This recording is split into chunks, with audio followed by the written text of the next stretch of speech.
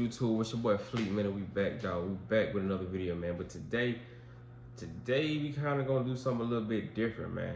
We ain't gonna be involved with the dog today, because today I think we need to talk about how you will do the proper way or the proper etiquette of running a respectable kennel or you know what I'm saying, a respectable breeding program. You feel me? So stay tuned, man. We're gonna double back and we're gonna talk about what you need and how you need to have it to run a reputable account, man. Stay tuned. All right, man. So first thing first, the first thing you want to do when you studying out a dog, man, or when you trying to find out something for your program, you gotta research, dog. You gotta research YouTube, Facebook, Instagram, shit, TikTok now. You know what I'm saying? You research, you find out exactly the route you want to go with, and you keep that shit pushing forward.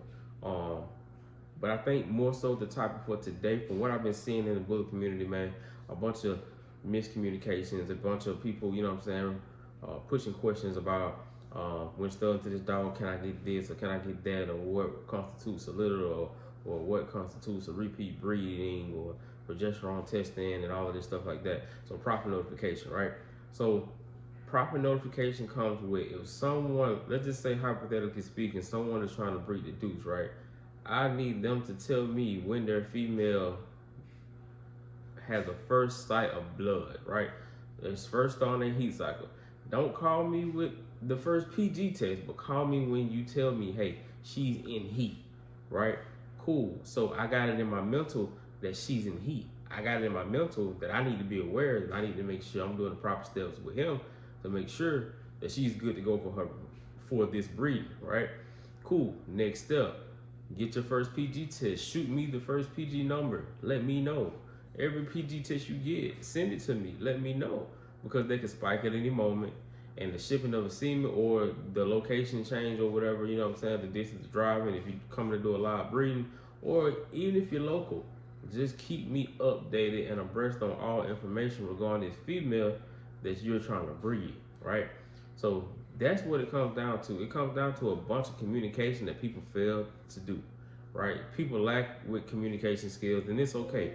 But moral of the story, you know, when you want to move and operate in a respectable manner to get repeat business, you got to handle the such on the client's end and the provider's end, right? So next thing we're going to talk about is this: contracts, right? So contracts is going to be mainly, you can do a contract for anything. Stud contract, puppy sales agreement contract, sales and transaction of a female or male or a dog in general. You know what I mean? You have contracts and all this, and I generally do like a buyer guide graphic, you know, to cut the middleman on everything. It basically will tell you the stud fee, the lock-in fee, what is guaranteed within the repeat breeding. With me, if you do a PG test and if she don't take, or if she gives you a litter, or if she gives you 2 puppies or less, right?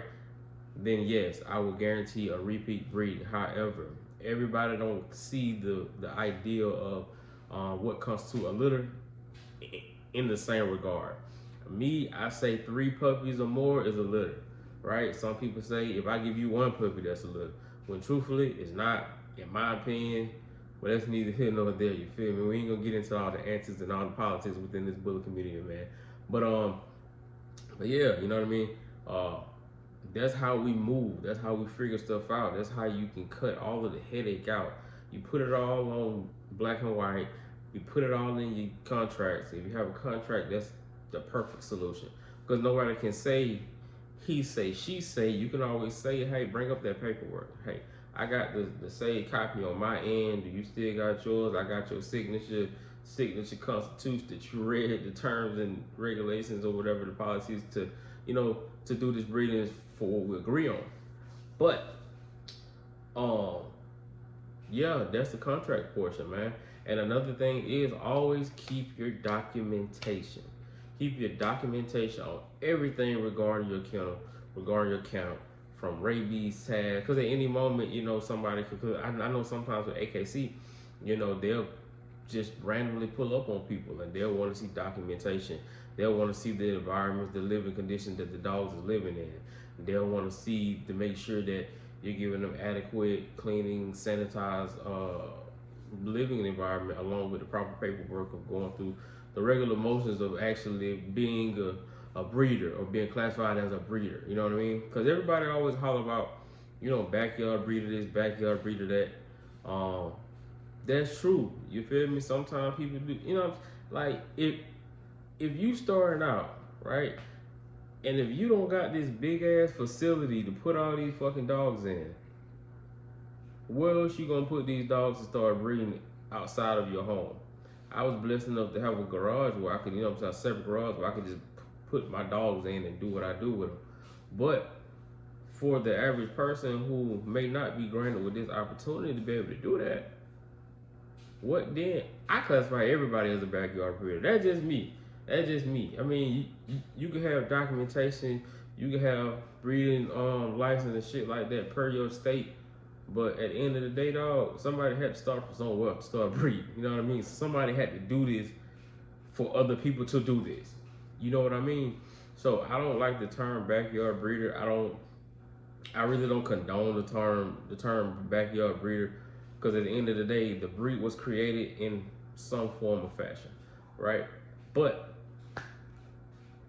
skipping back to what we talking about and what we knowing, man, look at Cookie, she's trying to get seen. But to what we do, man, it will behoove y'all, dog, to get you a binder, get you a regular ass binder, man. Get you a binder, put all your information in here, from pedigree paperwork, contracts that you've done. If you did a breeding, keep the contract. If you provided the stud for a breeding, keep the contract. Sold puppies, keep the contract. Keep all the documentation for the puppy. I know ABKC sends out this list. Hold on 1 second, y'all, cause they being loud, they being antsy. They hear me in here talking, so they want to be all in the limelight, you feel me? But we ain't talking about them today. We're not talking about them dogs today, you feel me? We talking about how to maintain and keep them dogs in order paper-wise, you know what I mean? How to look good on paper as well as them dogs look good too. But yeah, man. So ABKC has, so I got all my stuff. I got stud contracts and stuff in here, and then I got rabies tags and shit like that. Cause you know, man, like if you want to take your dog to a groom or some shit like that, or if you switch vets, you gonna need your paperwork for that dog.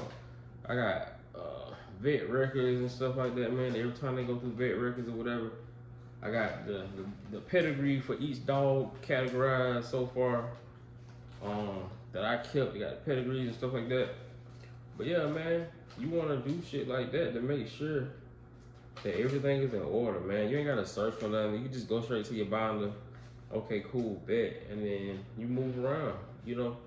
I'm trying to find this paper for y'all, man. I had a paper for one of these dogs. I think it was for the litter that, what's this? Yeah, for the litter that Deuce came off for that I got for Clover.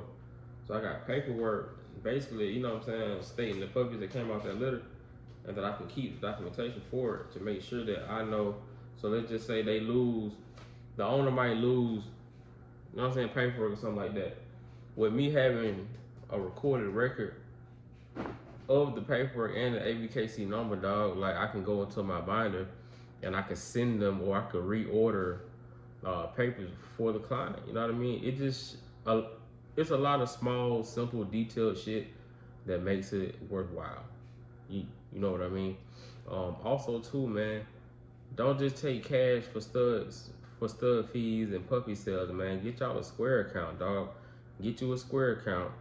Go on iris.gov, get you an EIN, log it for your business, for your breeding program, and run it as an LLC, man. I mean, you don't even gotta run it as an LLC. You can run it as a sole proprietorship, because at the end of the day, as long as something being documented where you can reap the benefits on the back end, dog, that's blissful, man. That's beautiful. But yeah, dog, you know, just try to run it the right way. Keep your receipts from dog foods and shit, man. I got a receipt right here that I got log, man. Track supply, man. You know what I'm saying? $60, bag of dog food, you know, so, and that's every 2 weeks.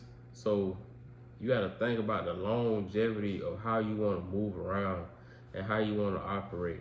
I like to operate in a professional fashion. You know what I mean? I don't want to just have, you know, any and everybody, you know what I'm saying, coming to the crib just trying to kick shit. You feel me? So at the end of the day, it's just more so an ethical standpoint from this point right here now. So yeah, man, just try to get y'all documentation, man. Man, let this challenge y'all, dog. See what all information you can find. Put all your documentation in one location, dog. Get you a binder, a folder, shit, a container, a tub, or something, man. Put all your dog's information in there, man, so you can always refer back to it, dog. Once again, man, it's your boy Fleet, man, from Bravado Bullies. And don't forget to like, share, subscribe, hit the post notification bell, man, because you listen to everything that we dropping, dog. It's gonna be some good shit. It's gonna be some gems. It's gonna be some shit that's gonna help you in the long run. You feel me? It might not be the most dialed in type of information, but it's gonna get you on the right track though. So yeah, man, like I said, dog, like, share, subscribe, comment, man, and tap back in with us.